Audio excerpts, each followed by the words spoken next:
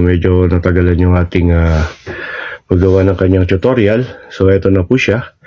So ito po yung ating X9, Bonkyo X9 na kalalabas lang sa ating merkado. Galing po yan sa bonkyo.audio.ph. So mapapansin nyo po yung kanyang front appearance is napakaganda na po. Kasi upgraded na yung kanyang itsura, pati yung kanyang mga knobs. Ayan. So, umpisahan natin sa kanyang power button kung saan siya i-on. Ito po yung kanyang power switch.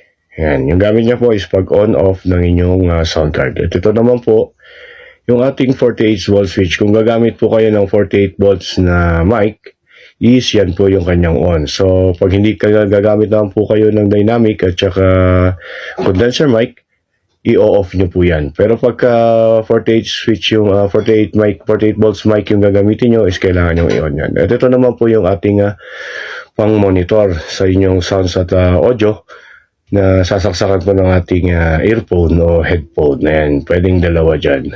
Ayan, mga lods. So, dito tayo ngayon sa kanyang harap. Ayan. So, dito po yung kanyang charging point. Ayan po. So, ito naman po yung kanyang OTG input kung saan nyo pwedeng ikabit yung inyong mga PC or laptop sa mga gumagamit po ng mga hindi po Type-C na iPhone. Ayan, OTG to live. Ayan. So, dito naman po yung kanyang 3.5mm na pwede nyo gamitin na ikakabit nyo sa cellphone. Live 1 and Live 2. Ayan, so medyo hinihingal tayo. At saka ito yung ating accompaniment. Ayan, dyan yung isasaksak yung ating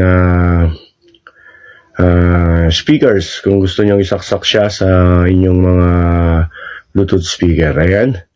Ito yung ating headset. Pagka kompleto po na may mic at monitor na headset yung gamit nyo, yan po natin ikakabit. At saka sa condenser mic. Ayan. Yan yung ikakabit yung inyong condenser mic. At ito naman po yung input plug ng ating mga gitara, piano, o keyboard. Ayan, so malaki na siya. At ito naman yung kanyang saksakan ng 48 volts na XLR na 48 volts mic. Ayan, so dito naman tayo ngayon sa kanyang mga pindots. Ayan, so una po, power on. On muna natin siya. Ayan. So mapapansin nyo po sa kanyang ayan, digital mixer, digital LCD na po siya. Ayan, makikita nyo yung kanyang Bluetooth doon. That means na naka-on na yung kanyang Bluetooth. Ito po yung kanyang reverb or echo. Ayan. So, ito yung ating ginagamit na sa Dodge o yung docking.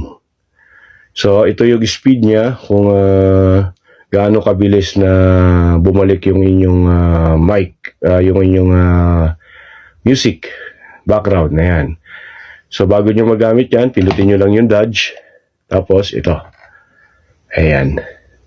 Tapos, so susunod, ito yung Dodge siya, ito yung parang DJ mode. Ayan, yung kanyang feature. Ayan. So, ito yung ating noise reduction. So, maganda tong ating noise reduction kasi ipipihit mo na lang yan. Kung dyan wala nang ingay, kunyari 70%, ayan, ganyan, 80%. Pero kung gusto mo talaga na totally na malesen yung ingay ng inyong kwarto is, ayan, todo mo siya. Ayan. At ito naman yung kanyang accompaniment, yung volume ng iyong background music. Yan. So, kung gusto nyo na malakas o mahina, ayan. So, pwede nyo siya. So, nakikita nyo naman yan sa kanyang LCD, sa kanyang digital, ito. Ayan, yung baba-baba o mataas. Ayan. So, ito naman yung sa instrument, mga kaluds. Yung gaano kalakas yung inyong instrumento na isasaksak tulad ng gitara o piano. Yan yung gamit yan. So, ito po yung Bluetooth. So, pagka hinanap nyo siya at hindi nyo makita sa cellphone nyo, i-click nyo lang po yan once. Pag na-click nyo po yan, tutulog na po yung, kung nakasaksak na yung mga headphone nyo, tutulog po yan. Malalaman yung connected na yan. At makikita nyo na yung X9 na yan, audio sa inyong mga cellphone. Ayan. So, dito tayo sa mga knob naman. Ito yung monitor para sa headset nyo. Ayan. So, monitor. Ayan. Kung gaano kalakas o gaano kahina. Ayan, ganyan yung adjustment niya. At ito naman yung bass. Yung timplada nyo sa audio nyo. Ayan, kung bass. At ito naman yung mid. At ito naman yung treble. Ayan. So, depende sa timpla nyo. Karamihan ng timpla nakataas yung mid, tapos tinitimpla na lang yung kanyang mid at saka treble. Ayan, yung high, mid at saka low. Yung low po yung bass, yung mid, tapos yung high is yung treble. Ito po yung mic volume nyo. So, yan po yung kanyang indicator na naka-full na po yung inyong mic. Ayan, makikita nyo naman yan pagka binababa. Ayan. So, yun siya. Diba? So, dito tayo sa mga pinipindot. Ito yung tatlong pwede kayong mag-save ng effects o mag-customize i-record nyo papunta sa inyong mga sound card. Ayan, kung kayo po ay nag-record galing ng YT o sa mga platform, ang gagawin nyo lang is pipindutin nyo ng matagal. Ayan, pipindutin nyo lang to tapos magbiblink yan. Ayan. Ayan. Record. Pindutin nyo lang siya. Kasi erase yun. Habang nagre-record siya, pipindutin nyo. Ayan, nagbiblink siya. 15 seconds mga ka-idol. Ayan. 11 seconds pala, sorry. Ayan. So, ito yung kanyang mga sound effects na naka-install. So, mamaya maririnig natin yan. Yung keys, victory, tibu, pit song, loud, laughter, applause, at follow. Slap in the face, piano music, full house high, and happy. Yan yung kanyang mga sound effects. Ayan. So, dito naman tayo sa mga audio, mga idol. No? So, mamaya maririnig natin yan. Original, rap, pop, tapos yung kanyang studio effects at saka yung lead singer. Sa lead singer, may tatlong version yan, idol. Pwede niyang tanggalin yung background ng audio. Ayan, kung may kanta yung background mo, pwede niyang tanggalin. Maririnig mo siya sa yung headphone o earphone. Maririnig mo na kumakanta, pero pagdating na po yan sa inyong recording, wala na yan. Pero mas the best pa rin maghanap kayo ng mga karaoke songs para hindi na kayo mamproblema. Ayan, so tuning memory, electronic singing, ayan. So, meron siyang voice changer, at saka yung internal recording na ginagamit pagka gumamit po kayo ng PC. Ayan po yung ganyong pipindutin para po gumana. O, laptop, ayan. So, ito yung Dodge. Ito yung parang docking niya. Ayan. So, mamaya ikakabit natin yung kanyang mga aparato. Ayan, so, tara. Ikakabit na natin for live settings naman tayo mga ka-idol. Ito yung kanyang mic. So alam niyo naman po siguro paano ikabit yung kanyang cantilever stand. So ituturo natin yung kanyang dito sa harap. Ayan. Umpisa natin dito. Ito yung kanyang XLR na yan yung po ikakabit yan. So huwag nyo munang i-on yung inyong sound card. Ikabit nyo muna. Ayan. So i-try nyo pong isagad yan. Tapos, susunod po yung inyong pangla-live. Ito po yung papunta sa inyong cellphone. Lagay nyo po sa live 1 or live 2, pwede po yan. At ilalagay nyo po sa inyong cellphone. Ayan. Kung ito yung kunyari yung gagamitin yung mic, ayan, lalagay nyo siya. Ayan. So, yung kunyari yan na yung pang-live yung phone.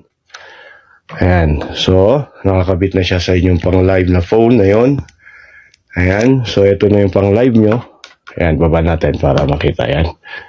Tapos, yung background music nyo mga ka-idol, hanapin nyo na lang. Ayan, so kunyari, ito yung inyong gagamiting phone for background. Pupunta lang po kayo sa settings. Ayan. Tapos, make sure na naka-on yung inyong mga Bluetooth. Ayan, Bluetooth. Ayan. So, makikita nyo yung X9 music. So, i-connect nyo lang yan. X9. Ayan. Kung hindi siya mag-connect, ayan, connected for audio na. Pero kailangan pag hindi siya nagko-connect at hindi mag-appear yung inyong pangalan na X9, i-click nyo lang po yung Bluetooth, yung ito, yung nasa gitna. Click nyo lang ulit yan para mag-activate na yung inyong Bluetooth na connection for music. Yeah, so pwede nyo na pumunta sa inyong pagkukunan ng inyong background music. Yari yan. Ayan.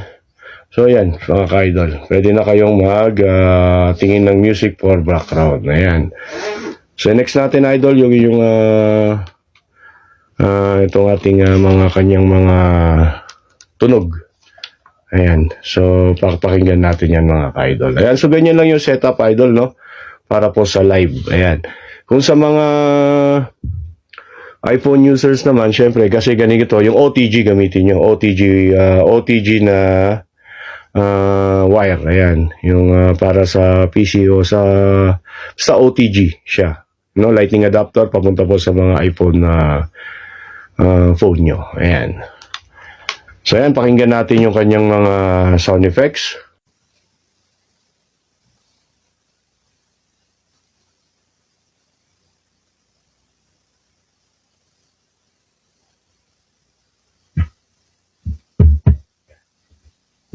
Ayan. So, ayan, gumagana na po yung kanyang mic. So, yung volume ng mic is nandito. Ayan, yung volume ng mic as usual na sinabi ko kanina. At ito yung kanyang reverb. Ayan. So, gawin natin, naka-original sound tayo. Gawin natin siyang lead. Ayan.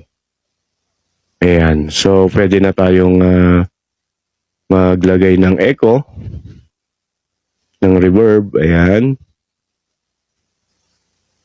Okay, sound check test.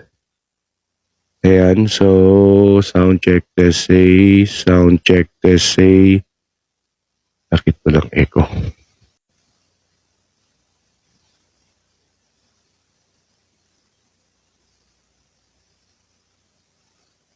Idol. Ayan. So, ayan. So, katulad ng sinabi ko kanina, ito yung kanyang volume at depende na rin sa inyo kung ano yung timpla nyo, bass, mid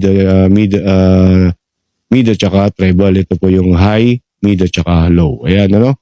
So, ito yung monitor nyo. Itaas nyo po yan para marinig nyo yung inyong audio sa inyong mga earphone na nakasaksak na po dyan. Ito po siya. Ayan. Diyan po natin sasaksak yung ating earphone o yung ating headphone. Ayan. So, ito yung reverb. Pwede nating dagdagan. Ayan. Depende po sa gusto nyo kung anong... so, ginagamitan natin siya ng lead singer. Ayan, mga leads. Ayan. So, yung lead singer, meron pa yan na mga features na pwede nyong gamitin. Tulad ng pagtanggal ng mga original audio ng inyong mga kanta. Pero para sa maganda idol, no? Gamitan nyo siya ng karaoke na para hindi na kayo mahirapan. So, pakinggan natin yung kanyang mga sound effects side. Ayan. Is victory.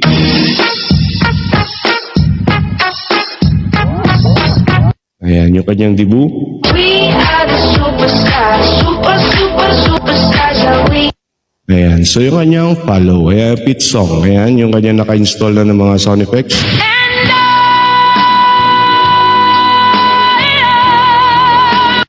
Ayan, so yung ating follow. Applause. Applause. Ayan, laughter. Crowd. Ayan, yung kanyang slap in the face. Piano.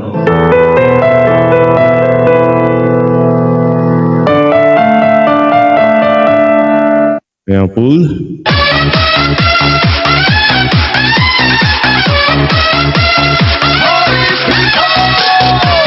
Ayan, at saka yung kanyang happy. Happy birthday. Happy birthday. Happy birthday. Happy birthday. Happy birthday. Happy birthday. Happy birthday. Ayan, so yung ating dito, yung tatlong yan mga idol, dyan yung pwedeng i-bank yung inyong mga sound effects. No? So, katulad ng sinabi ko kanina, i-pre-press nyo lang yan kung magre-record kayo. Pre-press nyo lang hanggang mag-blink. Ayan, so pwede na kayong mag-record kahit yung boses nyo. 11 seconds yan mga idol, no? Titatry kong i-record yung aking boses para marinig nyo. Ayan. Kusang titigil yan, idol. Ayan. Replay natin. Ayan, so pwede na kayong mag-record kahit yung boses nyo. 11 seconds yan mga idol, no? Titatry kong i-record yung aking boses para marinig nyo. Ayan. Kusang. Ayan, so... Ayan, idol. So, meron na tayong nakasave dito kung papakinggan nyo. Ladies and gentlemen, are you ready?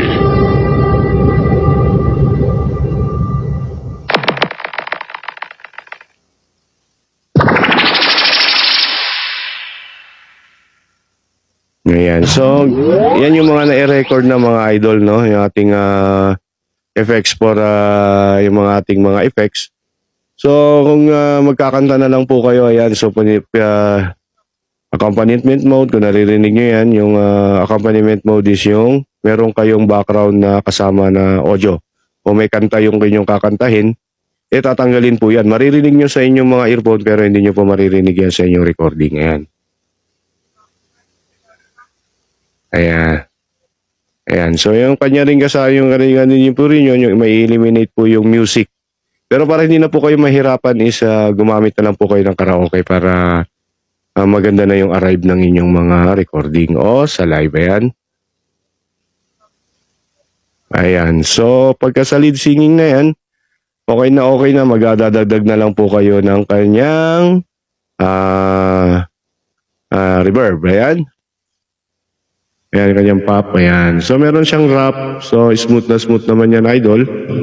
Ayan. So yon yung rap. Medyo hindi ko mapapansin niyo yung kanyang volume ng audio is magkaiba. Sa pop song, ayan. Di ba? So even though we ain't got money, I'm so in love with you, honey. Everything will bring a taste of love. So, sarap version niya, mga idol. Ayan. So, mas kwan siya yung and I can call you even though. So, gusto kong lumigaya ang iyong buhay. Humanap ka na mas malinaw, di ba, mga idol? So, yung kanyang lead naman, yung sa lead,